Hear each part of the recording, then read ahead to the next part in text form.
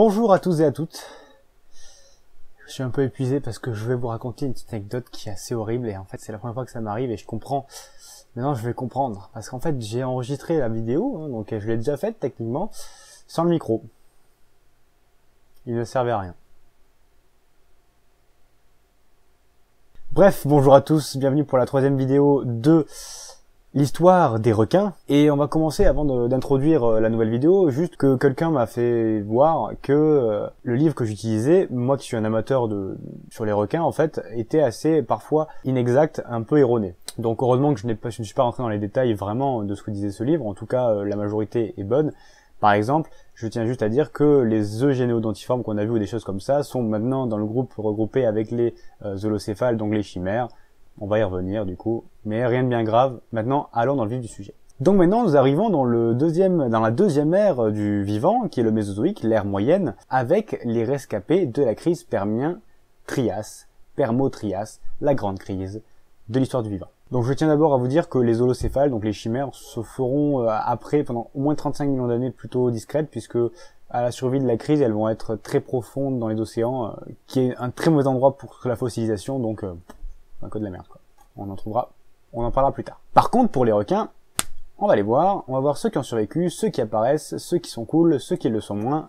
C'est parti. On va retrouver au Trias inférieur quelques amis que nous avons laissés précédemment, les ibodontes, qui ont survécu à la crise Permo-Trias, effectivement avec plusieurs caractéristiques qui leur ont valu la facilité de survie quoi. On va dire déjà ce sont des animaux principalement d'eau douce, qui est un caractère qu'on retrouve beaucoup dans les espèces qui ont survécu, avec des tailles plutôt minimes, parce que ceux qui sont gros ont été éradiqués, hein, donc des tailles minimes qui ont permis donc de survivre plus facilement, et aussi des dents très polyvalentes qui leur ont permis de manger de tout, et donc d'être pas difficile quoi. Mais au final, tout au long du Trias, les ibodontes vont très bien rebondir. On va voir de nouvelles familles apparaître, des familles et marines et d'eau douce, donc vraiment de tout. Et ce sont même les requins principaux durant tout le Trias. Et même, on verra, mais au Jurassique également. D'ailleurs, à cette époque-là, les ibodontes vont voir apparaître pour la première fois dans leur histoire des dents arracheuses, et donc la possibilité d'arracher des morceaux, des lambeaux de chair à des proies plus grandes qu'eux, et donc feront d'eux des vrais maîtres des mers du Trias, les requins principaux quoi. En tout cas, en haut de la chaîne alimentaire, j'entends par là. Continuons avec les eaux douces, avec nos amis les xénacantes, qui ont survécu par la même manière, plutôt, hein, parlons français, dans les eaux douces, avec une taille mini, et très polyvalents dans leur nourriture. C'est étonnant, hein, on se demande pourquoi ils ont survécu les deux groupes-là. Après, Xénacantes, c'est vraiment à l'extrême, c'est-à-dire qu'ils se bouffaient entre eux, au moins ils se disent, bon, on n'a plus à bouffer, on fait des enfants, on les bouffe, puis voilà. Enfin, on se bouffe, pas les enfants, sinon ça marche plus. Mais entre guillemets, voilà, ça marchait plutôt bien. En plus, eux avaient comme habitude de vivre plutôt potablement dans des lieux avec un faible taux d'oxygène, parfait pour cette crise qui, en plus, était réputée pour ça. Contrairement à nos amis les ibodontes, eux ne vont pas rebondir après la crise, et vont rester jusqu'à leur extinction au Trias, la crise qui sépare le Trias et le Jurassique. Alors, les œufs généodontiformes qu'on a vus précédemment semblent avoir traversé la crise, peu d'importance, ils vont disparaître. D'ailleurs, pour dire, les œufs généodontiformes sont maintenant classés avec les holocéphales dans un nouveau groupe, dont le nom m'échappe, mais dont on m'a appris l'existence ce matin même, comme quoi ça évolue toujours et effectivement faut se renseigner. Et là maintenant on va rentrer dans le vif du sujet, qui sont les requins modernes. Effectivement, tout à l'heure j'en ai parlé, et non en fait ce que c'était la vidéo d'avant, et là je la retourne en fait. Mais bon bref, en tout cas les requins modernes, là on rentre dans le vif du sujet, avec leur émergence. En fait, ce qui va nous intéresser, c'est qu'on a découvert, nos amis paléontologues ont découvert, en fait, les requins modernes ont une caractéristique qui est d'avoir des dents avec 3 couches, externes, moyennes et profondes. Ce qui n'était pas le cas des autres requins, en fait. Ce sont vraiment une caractéristique des requins modernes. Et en fait, on s'est rendu compte que des dents qu'on trouvait avant, qu'on pensait être à des ibodontes, sont en fait des dents de requins modernes, les débuts des requins modernes. Et on a même découvert qu'il n'y avait au Permien. Donc ils auraient traversé la crise Permo-Trias. C'est stylé. Et donc c'est pour ça qu'on rentre dans l'ère des requins modernes. On va en parler. On va aller voir tout le long du Mésozoïque qui est dans la dernière vidéo. D'ailleurs cette technique, je tiens à le dire, c'est pour dire aussi que la technologie est très importante en paléontologie et que chaque jour est toujours mieux pour la paléontologie. En fait là ils ont utilisé le microscope électronique à balayage, pour ceux qui connaissent. C'est très pratique. Et donc là en cassant des dents, ils ont découvert effectivement que les couches n'étaient pas les mêmes et qu'il y en avait plus et que c'était constamment chez les requins modernes qu'on retrouve aujourd'hui. Tous les requins ont ça, et pas chez les requins anciens de type pas moderne. Enfin voilà, vous voyez ce que je veux dire. À cette époque, l'Europe est un grand archipel, une aubaine pour de nombreux poissons, et on va effectivement retrouver nos amis les chimères qui reviennent en Europe. Enfin, on s'en fout un peu parce qu'elles vont un peu... Pas qu'on s'en fout, mais disons qu'elles seront assez discrètes encore et jusqu'à aujourd'hui en fait. Puis de plus, on les connaîtra que par certaines épines et quelques dents, bref, elles remontent doucement vers la surface, mais des faibles apparitions quoi. Maintenant, on va voir l'émergence des raies. Effectivement, j'ai parlé des raies tout à l'heure. Effectivement, elles vont apparaître également maintenant en fait. J'ai également parlé des 3 couches des requins. Si vous êtes un peu amateur de requins, on vous a dit que les requins et les raies sont très proches. En fait, sont regroupés dans le même groupe. Effectivement, c'est vrai. À l'époque, on pensait que même les raies étaient dans les requins. C'était une branche des requins modernes qui avait bifurqué. Mais sauf que les raies n'ont pas 3 couches dans leurs dents, ils n'en ont que 2, comme à l'état ancestral. On pensait avant que c'était une réversion, comme on appelle en paléontologie. Une réversion, c'est simplement un caractère ancestral, un retour à l'état ancestral d'un caractère. Par exemple là, les couches de dents. En gros, on repasse de 3 à 2 couches. En fait non, c'est bien bel et bien que les raies et les requins se sont séparés au tout début. À ce moment-là, et du coup sont très très proches, mais les raies sont bien à l'extérieur du groupe des requins modernes. En fait, ce sont des poissons cartilagineux modernes, ce qu'on appelle les élasmobranches, en fait. Et en fait, on a la même histoire avec les raies. C'est-à-dire que des dents que l'on pensait du Permien qui n'étaient pas du tout à eux, en fait, étaient à eux. Et donc, ont aussi traversé la crise Permo-Trias, parce qu'en même temps, ils sont apparus à quasiment en même temps que les requins modernes. C'est à ce moment-là, au Trias, à la fin du Trias, que la Terre reconnaît un nouveau chamboulement.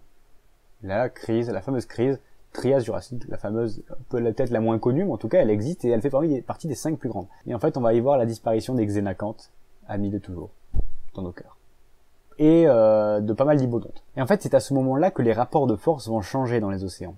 Je m'explique. Avant, les poissons osseux avaient des écailles plutôt solides, bref, et en fait ils faisaient en sorte de résister, plutôt qu'autre chose. Là, à ce moment-là, on va voir l'apparition des poissons osseux dits les téléostéens, une famille, en fait, qui vont avoir un type d'écailles différentes, plus hydrodynamiques, en fait, ils vont tout miser sur la rapidité. Problème, les hybodontes ou d'autres requins anciens ne sont pas adaptés à ça. En fait, eux, ils ont une nage ondulatoire peu rapide. Ils vont se faire surpasser durant le Jurassique par les requins modernes qui, eux, ont une nouvelle type de nage, capable d'avoir des grandes vitesses de pointe et donc de pouvoir chasser ce nouveau type de proie. Cela va porter préjudice, par exemple, aux hybodontes. La défense est maintenant la vitesse. Cependant, comme je l'ai dit, le Jurassique va être toujours dominé par les hybodontes. Ça, il faut pas parce qu'en fait, les requins modernes ont aussi pris un gros coup pendant le Trias Jurassique et donc ils vont repartir également de zéro. Mais en fait, tout au long du Jurassique, ils vont doucement prendre l'ascendant grâce en fait à leur compétitivité tout simplement. Et donc là, on va pouvoir parler du nouvel ordre moderne des requins qui va doucement se dessiner durant le Jurassique, à l'image d'aujourd'hui. Et en fait, au Jurassique, ce sont les cynécodontiformes, les premiers requins modernes à trouver leur voie parmi les hybodontes. Entre autres, au Jurassique, bien que les cynécodontiformes seront apparus au Permien, au Jurassique, on va apparaître des familles, aujourd'hui encore, les familles que l'on retrouve encore aujourd'hui en fait, notamment les exanquiformes, avec leurs dents coupeuses caractéristiques. Il y a 185 millions d'années environ, apparaissent les premiers requins carpètes, ou paraciliidés. On va également voir l'apparition des requins chabots, ou hémiciliidés, et les requins dormeurs, hétérodontidés. Et les trois se caractérisent par des molaires capables de casser des carapaces ou des coquilles. Mais également, dans cette jolie famille, on va voir un requin qui, moi, je veux vous en parler, parce que je le trouve très stylé. Et c'est Estenocelax stenomosa. Alors, c'est un simple petit requin de 30 cm, sauf que il va avoir des nageoires dorsales absentes, enfin très réduites, et pareil, une nageoire caudale très restreinte, donc vraiment pas développée, et avec un rostre allongé, presque à l'image des poissons-ci. C'est une morphologie qui n'est pas sans rappeler les gymnotes, comme Electrophorus electricus, soit dans la langue commune, l'anguille électrique. Effectivement, je vais vous expliquer pourquoi je veux parler de ça. En fait, les fossiles de ce requin ont été retrouvés dans des sédiments qui correspondent parfaitement, ou en tout cas très rapprochés au milieu dans lesquels vivent les gymnotes actuels. Je m'explique. Les gymnotes actuels vivent dans des eaux peu profondes et très boueuses, donc pas beaucoup de visibilité quand on a des yeux. Et en fait, là, du coup, elles utilisent leur champ électrique pour se guider et repérer leur proie. C'est exactement dans ces mêmes conditions qu'évoluait ce requin. En plus de ça, la morphologie est très similaire. Donc, on pense que les muscles étaient assez similaires. En fait, c'est qu'une hypothèse, mais elle plairait bien et en fait, elle est plutôt intéressante et moi je trouve ça assez stylé de se dire que l'idée de reprendre de voir ce qu'on a autour de nous pour expliquer le passé, c'est le but un peu de la paléontologie, hein, on va pas se le cacher. En tout cas, c'est une hypothèse, on le pense et ça reste à voir, mais en tout cas, c'est très intéressant de se dire qu'il y a un requin électrique. Après, ce n'est pas le premier représentant des poissons cartilagineux électriques. On y reviendra plus tard avec, chez les raies, les torpilles par exemple, faut pas les oublier. Ensuite, nous allons arriver avec l'apparition de requins modernes, qui sont plutôt connus, qui sont les lamniformes. Effectivement, là, on arrive chez des terreurs des mers. Effectivement, ils font frissonner les plus jeunes, frissonner même les plus vieux, hein. Si on parle des dents de la mer à l'époque, tout le monde était effrayé. Et donc le premier était Paleocarcharia stromeri. Il est âgé de 155 millions d'années. Et en fait, c'est la famille du grand requin blanc. Carcharodon carcharias, le plus emblématique des requins. Si ce n'est... on en parlera dans la prochaine vidéo. Vous savez, en tout cas, ce grand requin blanc qui fait 6 mètres de long, ici non, ce sera 90 cm de long, c'est... Je dis que c'est les zibodontes qui étaient encore devant, hein. On n'y est pas encore. De plus, il n'avait pas encore du tout les caractéristiques des lamniformes modernes. Mais donc, cela veut dire que la pression monte chez les zibodontes. Effectivement, les requins modernes hyper équipés vont arriver tout le long du Jurassique, et donc les zibodontes vont perdre doucement leur rôle de maître des mers. Cependant, au Crétacé, ça va être tout à fait différent, c'est-à-dire qu'ils vont être hyper diversifiés. En fait, ils vont perdre leur rôle de maître des mers, mais ils vont du coup aller chercher toutes les niches écologiques qu'ils peuvent prendre pour tout simplement survivre, et ils vont très bien se sortir comme ça durant tout le Crétacé. Il y aurait beaucoup de choses à dire d'ailleurs sur eux au Crétacé, mais ce serait trop long, et donc je vais plutôt dire que je le traiterai dans une nouvelle vidéo, ou alors je vous encourage à vous renseigner si ça vous intéresse. Ensuite, l'ascension continue chez les requins modernes. Effectivement, on passe au Crétacé, et là, beaucoup de nouvelles familles qui vont être celles encore actuelles vont apparaître. D'ailleurs, un des requins modernes va être en fait découvert fossile avant d'être découvert en vrai. Et là, c'est une histoire assez marrante. En effet, en fait, c'est au 19e siècle, à la fin du 19e siècle, que au Liban, on va trouver un fossile totalement complet en plus d'un requin qui va être nommé Scapanorhynchus lewisi. Alors, c'est un requin d'environ 1 mètre de long, avec des dents effilées, caractéristiques, et un rostre plutôt allongé et aplati. Et vous verrez que quand je vous dirai le nom du requin, en tout cas son nom vernaculaire, c'est-à-dire commun, vous allez dire « Ah, ben on le connaît !» Et oui, en fait, aujourd'hui, on le connaît bien. Et en fait, ce fossile était considéré par les paléontologues comme un fossile bizarre sans lendemain. Il avait une forme très bizarre, qui semblait pas très compétitive, qui semblait pas très... En fait, c'était un peu une sorte de jet de dés de l'évolution qui était un peu bizarre. Or, quelques années plus tard, en 1898, un naturaliste américain va décrire une nouvelle espèce de requin qui a été trouvé au large du Japon. Donc un requin proche de la forme fossile que l'on va nommer Mitsukurina Scapanorhynchus. Et donc on va mettre en fait ces deux genres, enfin ces deux requins dans la même famille qui seront donc les Mitsukurinidae. Et donc c'est marrant parce que c'est la première fois qu'un fossile de requin a été trouvé avant sa forme actuelle. On l'a déjà fait une fois, en fait même plusieurs fois, mais un exemple très facile, le sélacanthe, le plus connu. On peut parler aussi de certaines formes de grenouilles, effectivement, c'est assez marrant. Et maintenant, si je vous dis que ce requin s'appelle le requin lutin, vous me dites « Ah, mais oui !» Et en fait, voilà, même aujourd'hui, en fait, on le connaît très peu parce que c'est un requin de très basse profondeur, mais qui est connu et réputé pour sa mâchoire hyper mobile, avec une aspiration faramineuse. Oh, quelle beauté! En fait, il est super moche, mais c'est quand même stylé. Et maintenant, en fait, c'est là que la plupart des requins actuels entrent en scène. Yes, on y va. En fait, au Crétacé, un nombre faramineux de requins modernes entre en scène. Je pourrais pas tout vous les dire, mais en fait, c'est assez similaire à aujourd'hui. Pour ma part, je vais plutôt introduire quelques nouveaux concurrents aux requins qui sont importants durant le Crétacé, qui sont les reptiles marins. On peut parler des ichthyosaures, des plésiosaures ou des mosasaures, par exemple. Et c'est aussi pour ça que je veux introduire le nouveau grand requin blanc du Crétacé, car en fait, il va y avoir un petit fight entre les deux. Et c'est toujours marrant, les petits fights. En fait, il y a 93 millions d'années, on va voir les ichthyosaures s'éteindre. Vous savez ce que c'est, les ichthyosaures? En fait, c'est plutôt assez connu. C'est des reptiles marins très communs au Crétacé. En fait, là, ils vont commencer à s'éteindre. Il y a plusieurs hypothèses. On pense que déjà, la compétition avec les zibodontes pour les mêmes nourritures, qui va déjà être une pression forte, et en plus, l'apparition des lamniformes comme le requin blanc du Crétacé que je vais nommer plus tard, en gros, des prédateurs pas très appréciables pour eux. Cette disparition des ichthyosaures va profiter certes donc aux mosasaures, mais donc également à ce nouveau requin. Les mosasaures atteindront des tailles parfois allant jusqu'à 15 mètres, vraiment des mastodontes des mers, les plus gros. Mais ce requin, que l'on appelle donc Critoxyrina mantelli, que l'on voit derrière moi, qui pouvait avoir des tailles de 3 mètres environ, voire jusqu'à 6 mètres. Ici, c'était un vrai, mais prédateur comme on en voit peu. En fait, on a trouvé des mosasaures avec des dents de Cretoxyrina plantées. Donc, comme quoi ils s'attaquaient. On a même trouvé des vertèbres de mosasaures dans le ventre de ces requins. Bref, ils attaquaient à des gros trucs, voire même légèrement plus gros que lui. Mais après, c'est vrai que quand le mosasaure faisait 15 mètres, là, il faisait pas le malin. Mais ça, c'est autre chose. En fait, c'était intéressant parce qu'aujourd'hui, on ne retrouve pas ça. Les super prédateurs s'évitent. Ils ont aucune raison d'aller l'attaquer dans le sens où ils ont peut-être la chance d'y passer eux.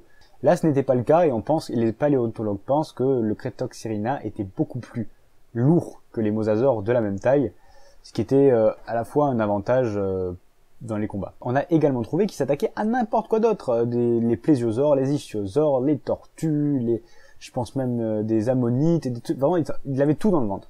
Donc vraiment, en fait, c'est qu'il s'attaquait à tout ce qui passait. D'ailleurs, son règne n'est pas peu dire, puisqu'il a vécu 30 millions d'années, ce qui est énorme pour un super prédateur. Et jusqu'à la fin du Crétacé, les requins, en fait, va doucement diminuer de taille, allant jusqu'à 3 mètres de long. Et en fait, au final, ils vont vivre sous le règne des reptiles marins jusqu'à la fin du Crétacé. Ils vont même se spécialiser en tant que charognards, en fait. Pour finir, on va aller du côté des raies. Les raies, moi j'aime beaucoup, je trouve ça assez stylé. Et en fait, à cette époque-là, donc au Jurassique, on avait les premières raies guitares, avec encore des nageoires caudales très présentes, donc une nage encore très requiniesque, si on peut dire. En tout cas, je l'invente, peu importe si on peut le dire. Et au Crétacé, on va voir l'apparition de familles de raies comme les raies passenagues ou les aigles de mer, j'en passe, il y en a beaucoup. Bref, une diversité assez similaire à celle d'aujourd'hui au final. Mais c'est surtout à cette époque que les raies vont développer leur nouvelle locomotion, qui est le vol subaquatique. Donc là, vraiment, tout sur les nageoires pectorales. C'est aussi au Crétacé qu'apparaît la scie. En fait, d'ailleurs, je tiens à briser le rêve peut-être de certains, mais les requins-scies, plus communément appelés poissons-scies, sont en fait des raies. Vous savez bien quand je parle de scie, vous savez de quoi je parle, j'espère. Donc vraiment, en rose très allongé, avec plein de denticules dermiques tout le long, ouais, une vraie scie, quoi, au final. Hein. Une denticule dermique qui s'appelle donc des dents rostrales, en fait, au final, des petites, des épines, quoi, vous m'avez compris. Et c'est donc maintenant qu'on arrive à la dernière crise du vivant, si on ne compte pas la nôtre, parce qu'il y a certains spécialistes qui parlent de la nôtre, mais peu importe. En fait, donc la dernière extinction de masse du vivant qui arrive à la fin du Crétacé, la crise KT, Crétacé tertiaire, pourtant Crétacé s'écrit avec un C, c'est pas grave, c'est comme ça qu'elle est connue aussi, et elle est réputée pour la disparition notamment des dinosaures, des reptiles volants, des reptiles marins. Enfin, en tout cas, les poissons cartilagineux ne sont pas en reste, ils vont perdre près de 84% de leur diversité, ce qui est assez énorme, et d'ailleurs, c'est souvent les formes qui vivent en eau profonde qui vont survivre, peu touchées, ou les en eau douce, etc. En fait, même les poissons qui vont être touchés ne sont pas touchés directement par cette crise, mais plutôt par ses conséquences, c'est-à-dire le remaniement des écosystèmes.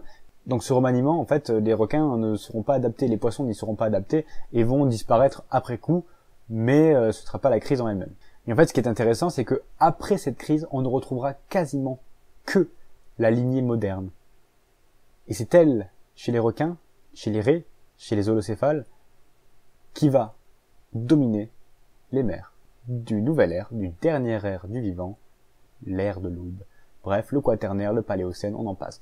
Et ça, on verra dans la prochaine et toute dernière vidéo de cette paléohistoire sur les requins.